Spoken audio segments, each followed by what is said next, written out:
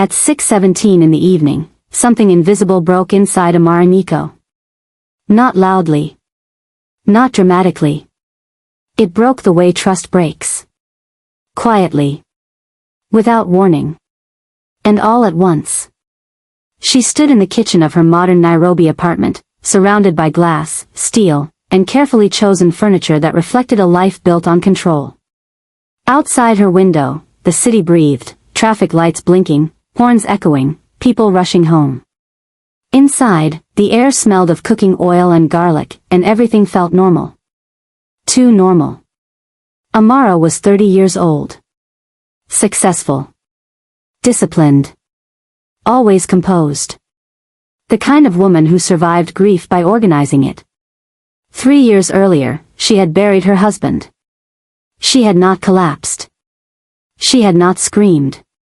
She had built routines instead, morning schedules, school timetables, work deadlines. She believed structure could replace loss. Her entire world now revolved around one small person. Her son. Lately, she had noticed changes. Subtle ones. The kind busy mothers explain away. He slept longer. He spoke less. His eyes looked tired even in daylight. She blamed school pressure. She blamed growth. She blamed everything except the truth. Because the truth was standing inside her home. Uninvited. Unseen. Protected by silence. Amara had trusted family. She had trusted familiar faces and shared blood. After her husband's death, his younger brother had stepped in, helping with errands, checking in, offering support. He had keys to the apartment. He had access.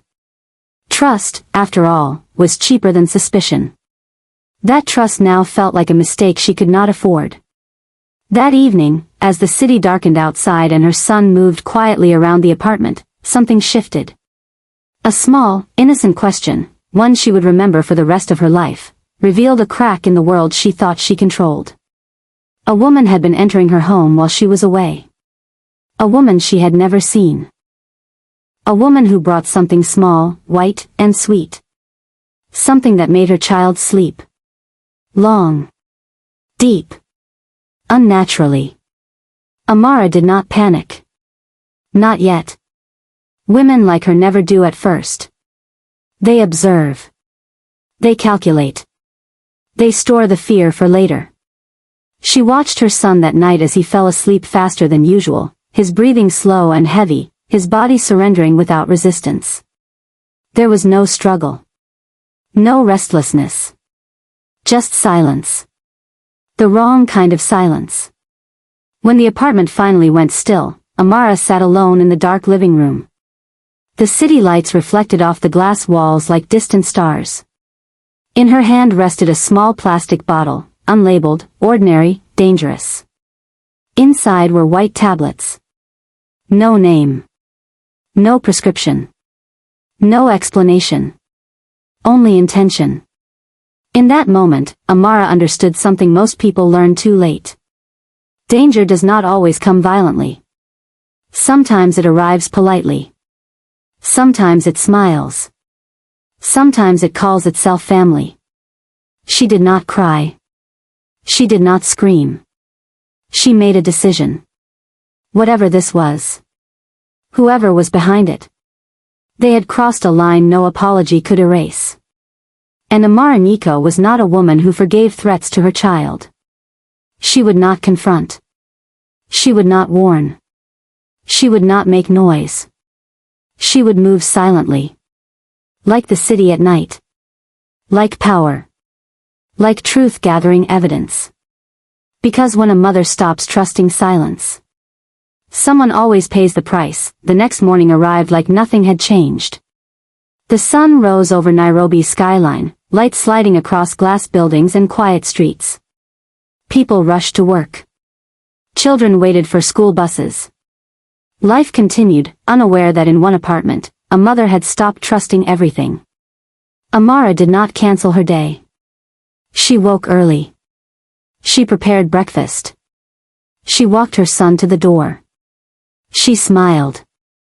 And behind that smile, her mind was already working. Because fear, when disciplined, becomes strategy. She waited until the apartment was empty. Then she moved. Amara began with the obvious. School bag. Jackets. Drawers. Corners adults assume children never use. Inside a side pocket of her son's bag, wrapped in tissue and hidden beneath books, she found it again, the small white tablets. Identical. Clean. Silent.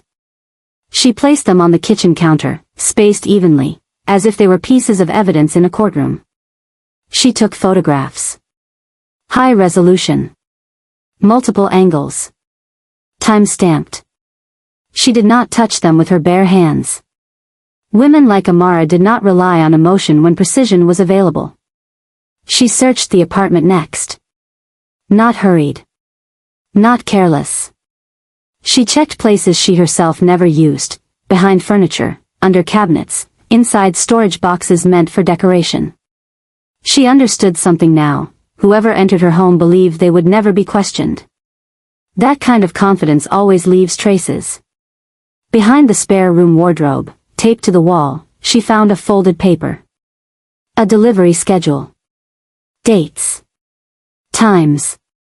Initials. Not a name. But enough. By noon, Amara was sitting inside a private medical clinic on the west side of the city. Not a hospital.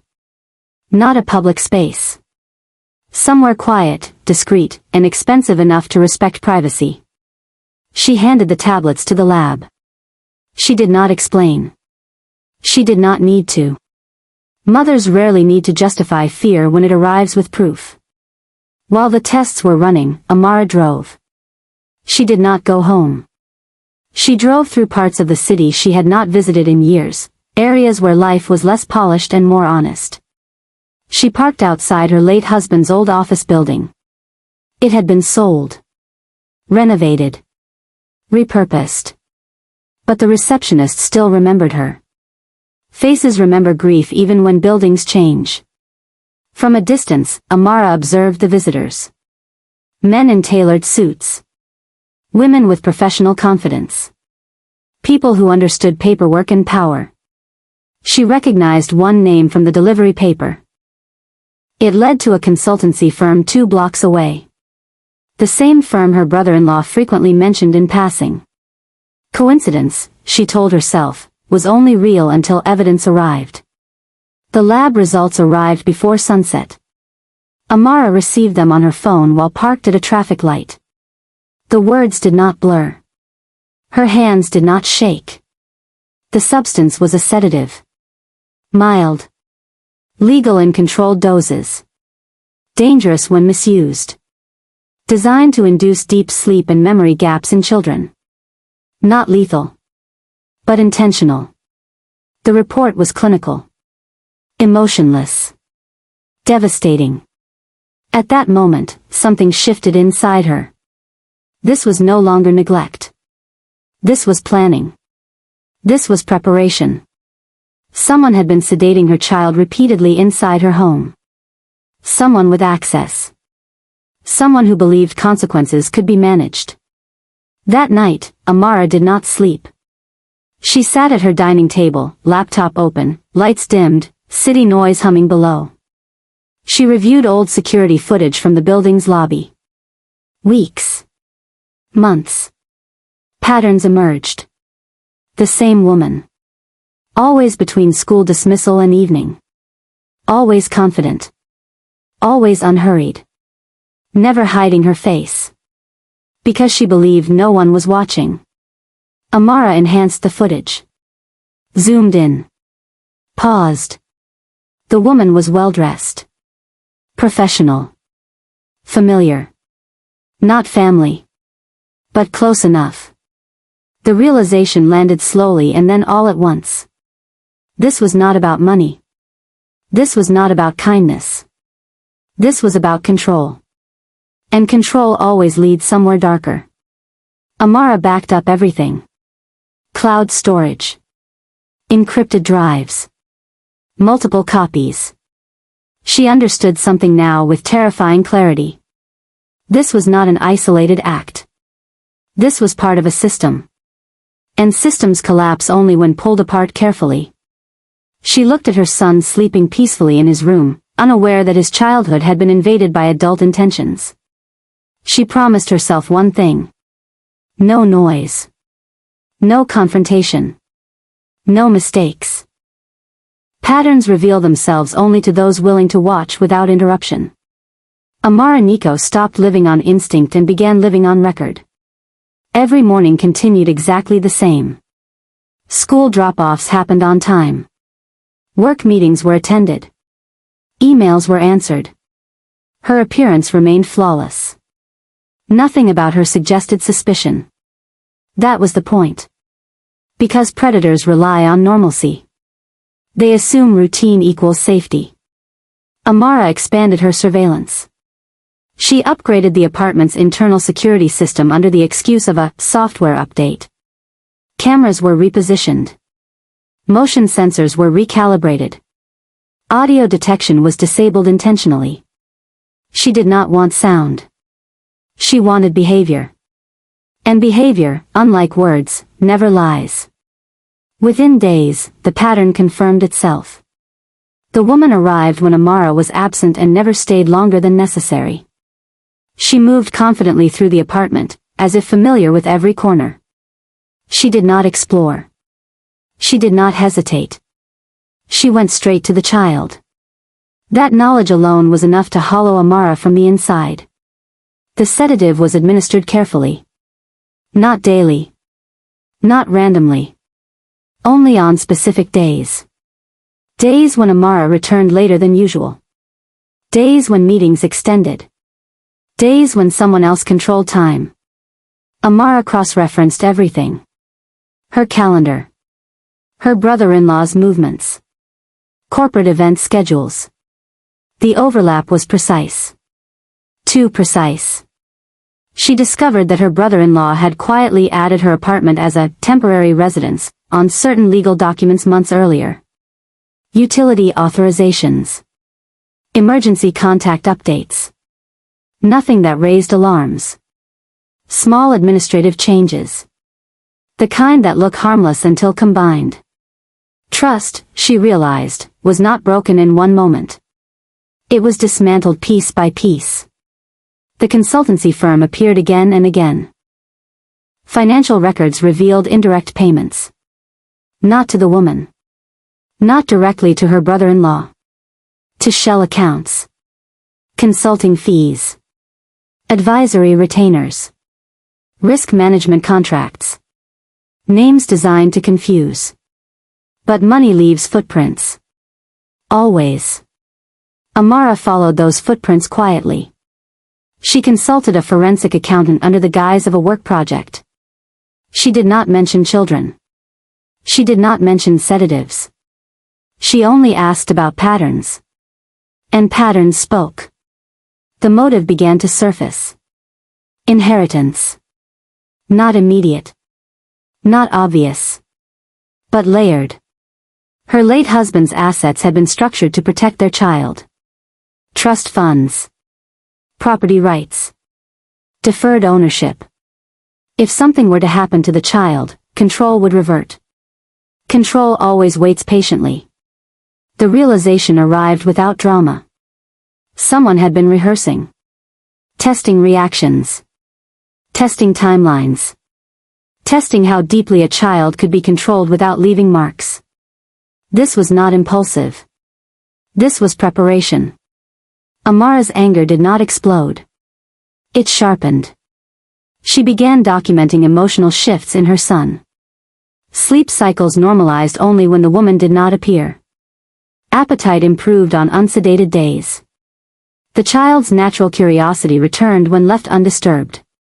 Evidence accumulated. Cold. Clinical. Irrefutable. She adjusted her schedule deliberately. She arrived home earlier without warning. The woman did not come those days. Confirmation. Amara understood the game now. They believed they were unseen. They believed silence protected them. They were wrong. She installed an additional layer of protection. A wearable tracker inside her son's school backpack. Not for location. For timing. Every minute was now logged. Weeks passed. The city changed seasons. The conspiracy did not. But its confidence did. Because predators sense attention even when they do not see it. The woman began arriving less frequently. The brother-in-law increased his check-ins. Concern masked as care. Guilt disguised as family loyalty. Amara allowed it. Because truth exposes itself faster when given room. One night, as she reviewed footage, Amara noticed something new. The woman was not alone. She was speaking to someone on a phone. Not nervous. Not secretive. Professional. This was not a personal crime. This was an operation. And operations leave trails. Amara closed her laptop and looked out at the city lights. She had enough now. Enough to destroy careers. Enough to trigger arrests. Enough to reclaim control. But she was not finished. Not yet. Because the final move required them to believe they were still winning, power rarely collapses loudly. Most of the time, it unravels in silence, thread by thread, until the people holding it realize too late that nothing is left in their hands. Amara Nico understood this well. She had spent weeks collecting proof, but she knew evidence alone was not enough. Evidence needed timing. It needed context. And most importantly, it needed witnesses who could not be ignored. So she stopped hiding. Not completely. Just enough. She altered her routine in visible ways. Workdays stretched later. Weekends filled with travel. Her absence became predictable again. Predictability was bait. The woman returned. Her confidence restored, she resumed her visits with professional calm. She moved through the apartment like someone conducting a scheduled task, not committing a crime. Amara recorded everything. The administration of the sedative. The checking of the child's breathing. The precise timing. There was no hesitation. No doubt. Only procedure. At the same time, Amara began laying her legal foundation. She met with child protection specialists. Medical experts. A senior investigator known for discretion. She did not tell a story. She presented data. Data commanded attention. The woman was identified. Not publicly. But accurately. She was a behavioral compliance contractor. Specialized in conditioning, sleep induction, and psychological control. Her work history revealed short-term projects. Private clients. Non-disclosure agreements. The kind of career that existed in shadows. Amara followed the money again. This time further back. The shell accounts led to a holding company. The holding company led to an estate management firm. And the estate management firm linked directly to her brother-in-law. Not by name. By authorization. Trust funds were not being stolen. They were being prepared. Prepared for reassignment. Prepared for contingency. Prepared for absence. Amara's patience became weaponized. She allowed one final visit. She ensured every system was active. She ensured the timing overlapped with external observation. This time, the woman did not leave alone. Building security flagged the presence. Authorities arrived quietly. Professionally. Without spectacle. No one screamed. No one ran. Operations like this never ended in chaos. They ended in paperwork. The investigation expanded quickly. Once exposed, systems collapsed fast. The consultants' devices were seized. Accounts were frozen. Communications were traced. Every layer uncovered another. Amara's brother-in-law was summoned. Not accused. Summoned. That distinction mattered. Because innocence collapses differently when forced to explain. The child was removed temporarily. Not from his mother. From the environment. Medical professionals took over. Healing began immediately. Amara watched her son sleep naturally for the first time in months. No chemical influence. No interruption. Just childhood reclaiming itself. The city did not celebrate. There were no headlines. Because crimes like these rarely attract sympathy. They attract silence. But silence no longer protected the guilty. It protected the child. As legal processes moved forward, Amara prepared the final phase. She knew exposure was not the same as justice. Justice required consequence. And consequence required completion. She reviewed one last file. A document her late husband had created quietly, long before his death. A fail-safe. A clause. One that transferred full authority permanently under specific conditions. Conditions that had now been met. Amara closed the file. The city lights outside her window no longer felt distant. They felt aligned. Because when silence is finally broken by truth, power has nowhere left to hide. Justice did not arrive suddenly. It arrived the way truth always does. Slow, undeniable, and irreversible. The investigation unfolded without spectacle. Documents replaced accusations. Financial records spoke louder than denial. Medical reports dismantled every alternative explanation. There was no room left for misunderstanding. What had happened inside Amara Nico's home was not care. It was control. The woman's work history collapsed under scrutiny. Projects once hidden behind legal language revealed a pattern of behavioral suppression disguised as professional service. The sedatives, legally obtained, had been misused systematically. Her certifications were suspended. Her contracts dissolved. Her silence, once protected by money, became evidence. The brother-in-law's influence failed him. The authority he believed he held over family, over paperwork, over outcomes, proved temporary. Once questioned, his decisions unraveled quickly. His administrative changes, once invisible, now appeared intentional. He had not planned a crime. He had planned an absence. An absence, when documented, carried consequence. Legal custody and financial control were restructured permanently. Every safeguard Amara's late husband had built activated exactly as intended. Assets moved beyond reach. Authorizations expired.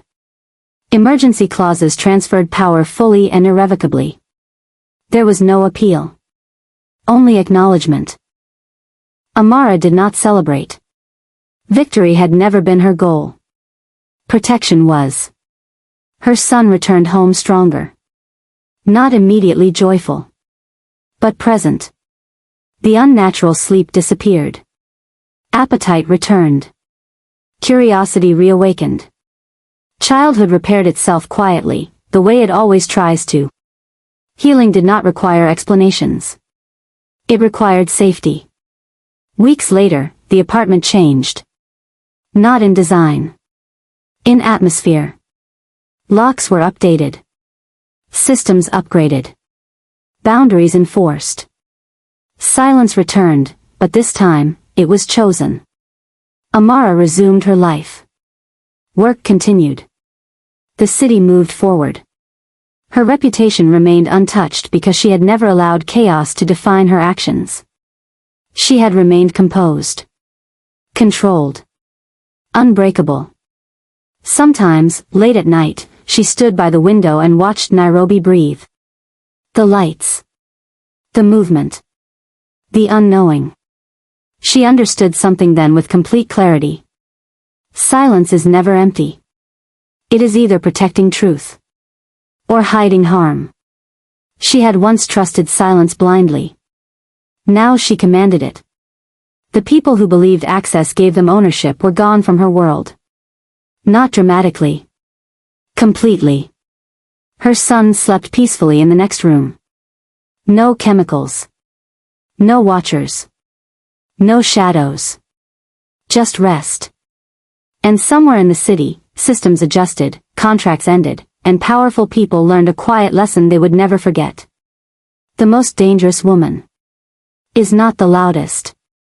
She is the one who waits, collects, and speaks only when the truth is finished.